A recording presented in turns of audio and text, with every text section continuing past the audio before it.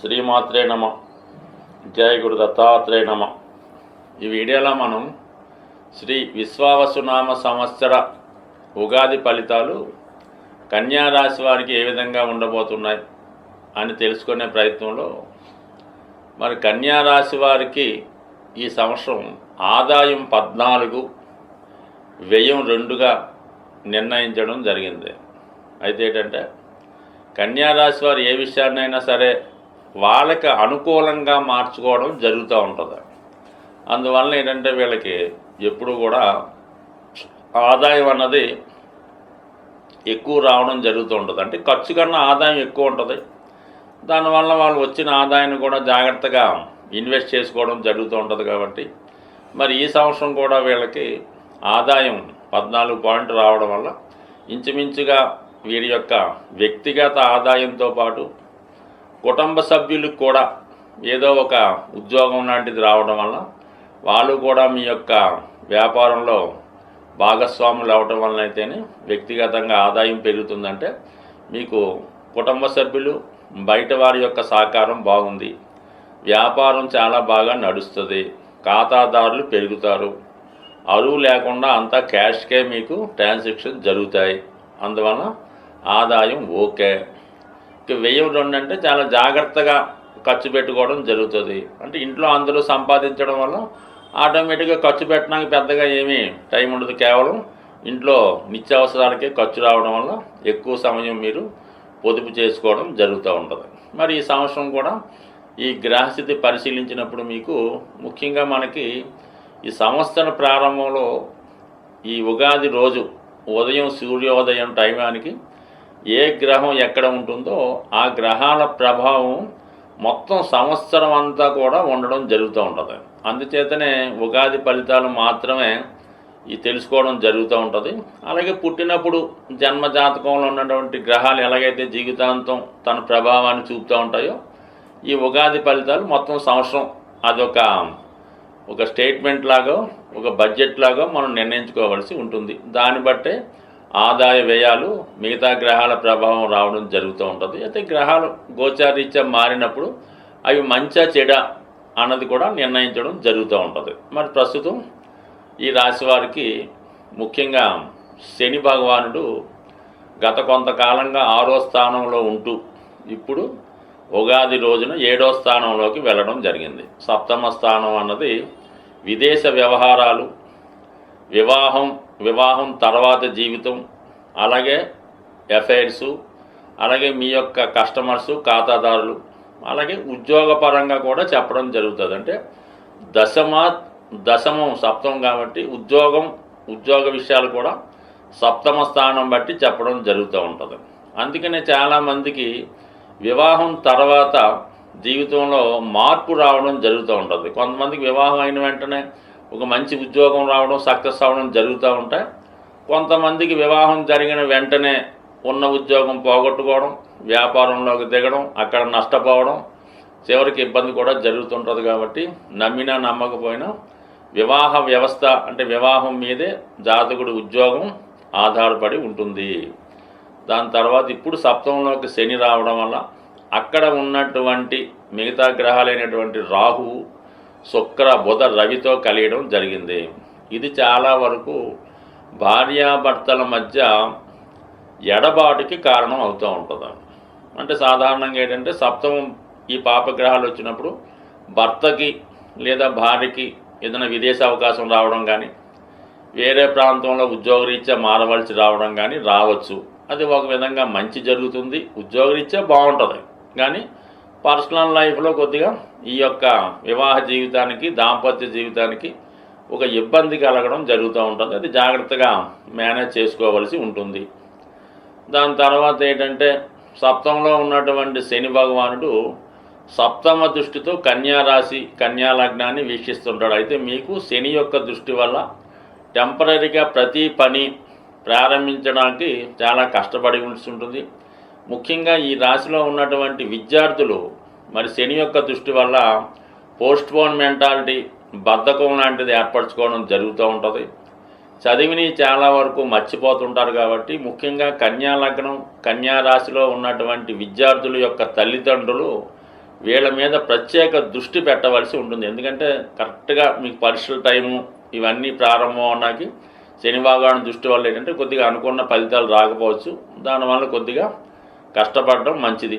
అలాగే పెద్దవారికి కూడా మరి హెల్త్ పరమైన ఇబ్బందులు రావచ్చు, బద్ధకం పెరగవచ్చు, బాడీ పెయిన్స్ రావచ్చు. కొద్దిగా యాక్టివ్గా ఉండే ప్రయత్నం చేయడం, వ్యాయామం, నడక లాంటివి చేసుకుంటే శని యొక్క ప్రభావం నుంచి బయటపడవచ్చు. ఇంకా దాని తర్వాత ఏంటంటే 9వ స్థానాన్ని వీక్షిస్తాడు, అలాగే చతుర్థాన్ని వీక్షిస్తాడు. కాబట్టి ఏదైనా ఈ సమయంలో మీరు ఒక గృహాన్ని కొనుక్కునే ప్రయత్నం కూడా జరుగుతుంది. కారణం ఏంటంటే గురువు కూడా మిమ్మల్ని మే 15 తర్వాత 4వ స్థానాన్ని వీక్షించడం వల్ల కన్యా రాశి వారికి ఈ సంవత్సరంలో మాత్రం కంపల్సరిగా ఒక గృహయోగం అన్నది ఏర్పడడం జరుగుతుంది. కాబట్టి ఆ విధంగా కూడా మీరు ప్రయత్నం చేయడం మంచిది.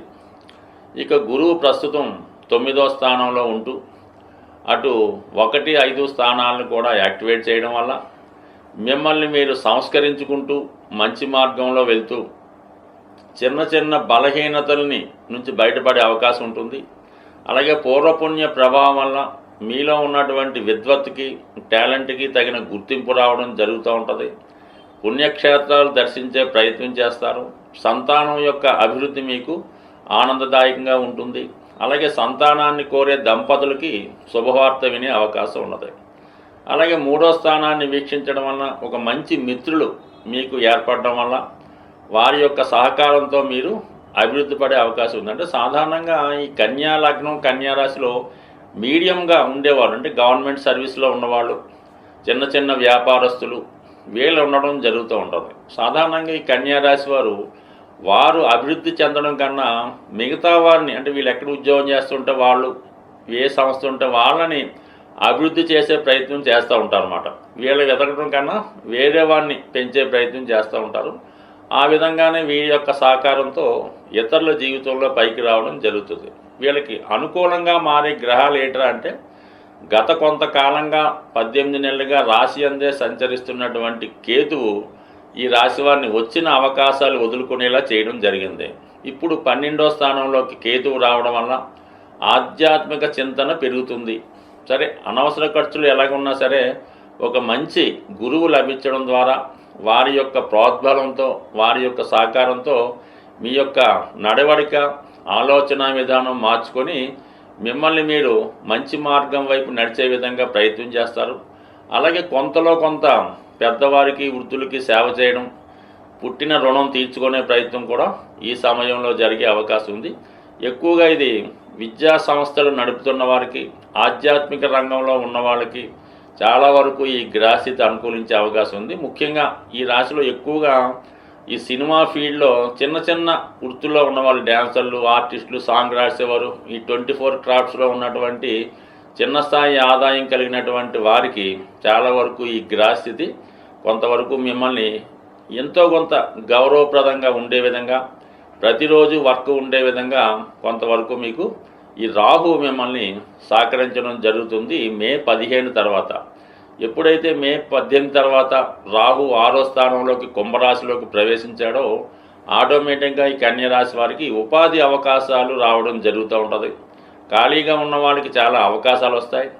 మీలో ఉన్నటువంటి టాలెంట్కి గుర్తింపు రావడం వల్ల, పెద్దవారి దృష్టి మీ మీద పడటం వల్ల మిమ్మల్ని వారు ఉపయోగించుకొని, మీ యొక్క టాలెంట్ని ఉపయోగించుకొని వారు మీ మీద ఇన్వెస్ట్ చేసి ఏదో ఒక ప్రాజెక్టో, ప్రొడక్టో తయారు చేయడం ద్వారా మిమ్మల్ని మీరు రుజువు చేసుకునే విధంగా ఈ గ్రహస్థితి మీకు సహకరించడం జరుగుతూ ఉంది. అటు రాహుకేతువులు మీకు అనుకూలంగా ఉండడం జరిగింది. మరి మే 15 తర్వాత భాగ్యస్థానంలో ఉన్నటువంటి గురువు 10వ స్థానంలోకి రావడం జరుగుతుంది. అప్పుడు మీలో ఉన్నటువంటి టాలెంట్ పెరగడం, 10మంలో ఉన్నటువంటి గురువు ధనస్థానాన్ని వీక్షించడం వల్ల మీ యొక్క వ్యక్తిగత ఆదాయం పెరగడం, కుటుంబ సమస్యల పరిష్కారం, ఇవన్నీ కూడా అంటే రాహువు, కేతువు ఒకేసారి మీకు మారడం వల్ల సాధారణంగా ఉన్నటువంటి వారికి ఒకేసారి ఆర్థిక పరంగా అనుకూలించే అవకాశం ఉంది. టాలెంటు పెరుగుతుంది, వృత్తిపరంగా బిజీగా ఉండే అవకాశం ఉంది. అంటే మీకు ఇబ్బందులు ఏంటంటే ఉగాది దగ్గర నుంచి మే 18వ తారీఖు వరకు, అంటే సుమారుగా మరి ఈ మధ్యకాలంలో కొద్దిపాటి ఇబ్బందులు ఉన్నా మళ్ళీ తిరిగి మీ యొక్క జీవన విధానం బయటికి సాగే అవకాశం ఉంది. అంటే ఓవరాల్గా కన్యా రాశి వారికి ఒక విధంగా ఒక సప్తమ స్థానం వివాహ బంధం తప్ప మిగతా విషయాలన్నిటికీ అలా అనుకూలంగా రావడం జరిగింది. దానికి తగ్గట్టుగానే మీ యొక్క ఆదాయం కూడా బాగా పెరగడం వల్ల ఈ సంవత్సరం సొంత గృహ నిర్మాణం యొక్క విశేషం కానీ, గృహం కొనుక్కోవడం కానీ, కొత్త ఇంట్లో మారడం కానీ, లేదా ఒక కొత్త మీ కళలకు అనుగుణంగా ఒక వాహనం అన్నా సరే ఈ సమయంలో కొనుక్కునే అవకాశం ఉంది. సాధారణంగా గ్రహాలకి మనం పరిహారాలు చేస్తున్నప్పుడు ఒక విధంగా జలతత్వంలో ఎక్కువ గ్రహాలు ఉన్నప్పుడు కానీ, ఆ జలతత్వంలో ఉన్నటువంటి గ్రహాలు మనకి వ్యతిరేక ఫలితాలు ఇస్తున్నప్పుడు అభిషేకం ద్వారా మనం ఆ గ్రహాన్ని పరిహారం చేస్తే 100% ఆ ఫలితం తొందరగా రావడం జరుగుతుంది. ఇప్పుడు మనకి ఈ మీనరాశిలో 6 గ్రహాలు ఉండగా ఈ సంవత్సరం ప్రారంభమైంది కాబట్టి అందులో మిత్రగ్రహాలు ఒకటే ఉంటే పర్వాలేదు, శత్రుగ్రహాలు కూడా ఉండడం వల్ల అంటే శుక్రుడికి రవికి వ్యతిరేకత, శనికి రవికి వ్యతిరేకత, ఈ విధంగా ఒక రాశిలో ఈ పాపగ్రహాలు చేరినప్పుడు ఆ భావం యొక్క ఫలితాన్ని సంపూర్ణంగా నాశనం చేయడం జరుగుతూ ఉంటుంది.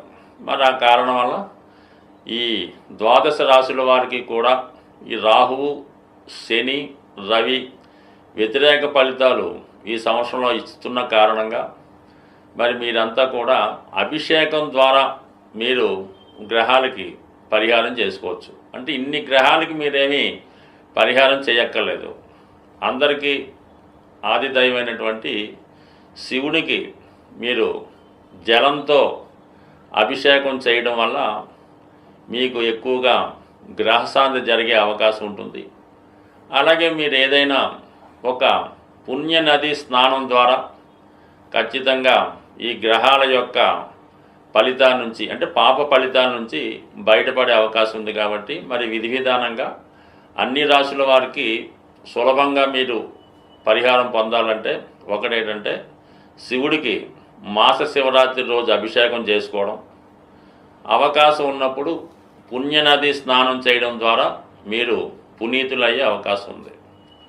అలాగే మనకి ఏదైనా అగ్నితత్వ రాశిలో ఉన్నటువంటి గ్రహం ఇబ్బంది పెడుతుంటే మరి హోమం చేసుకోవడం ద్వారా ఆ గ్రహం యొక్క మంచి ఫలితాన్ని పొందవచ్చు. అంటే ప్రస్తుతం ఈ ప్రారంభంలో పెద్దగా అగ్నితత్వ రాశుల్లో గ్రహాలు లేవు కాబట్టి ఏదైనా మీకు ఇదొక అగ్ని ద్వారా పరిహారం అంటే హోమం చేసుకోవడం. అయితే భూతత్వ రాశులైనటువంటి వృషభం, మకరం, కన్య రాశుల్లో పాపగ్రహాలు ఉన్నప్పుడు వాటి పరిహారం నిమిత్తం మీరు మరి దైవానికి ప్రసాదాలు పెట్టడం ద్వారా పరిహారం పొందొచ్చు. ఒక విధంగా అన్నదానం ద్వారా మీరు ఆ గ్రహాల యొక్క అంటే ఆ రాశి యాక్టివేట్ అయితే ఆటోమేటిక్గా అందులో ఉన్నటువంటి గ్రహం మంచి ఫలితం ఇస్తుంది. కాబట్టి మరి కేతుగ్రహ అనుగ్రహం కోసం అన్న సంతర్పణ ద్వారా అన్నదానం ద్వారా ఫలితాన్ని పొందొచ్చు. వాయుతత్వంలో ఎక్కువ గ్రహాలు ఉన్నప్పుడు పాపగ్రహాలు ఉన్నప్పుడు జపం ద్వారా అంటే మీకు మీరే చేసుకునే ఏదో ఒక మంత్రం చేసుకోవడం ద్వారా మరి వాయుతత్వంలో ఉన్నటువంటి గ్రహాలు మీకు మంచి ఫలితాన్ని ఇవ్వడం జరుగుతూ ఉంటుంది. బట్ ఏదైనా మరి ఈ సంవత్సరంలో ఈ జలతత్వంలో ఉన్నటువంటి రాహువు, శని మొదలగు పాపగ్రహాల శుభ ఫలితం పొందాలంటే ఖచ్చితంగా మీరు అభిషేకాల ద్వారా అమ్మవారికి చేయించుకోవచ్చు, అయ్యవారికి చేయించుకోవచ్చు. లేదంటే మీకు మీరు కూడా ఏదైనా ఒక పవిత్ర నదిలో స్నానం చేయడం వల్ల ఖచ్చితంగా పునీతులై ఆ గ్రహాల ప్రభావం నుంచి బయటపడే అవకాశం ఉంటుంది. స్వస్తి.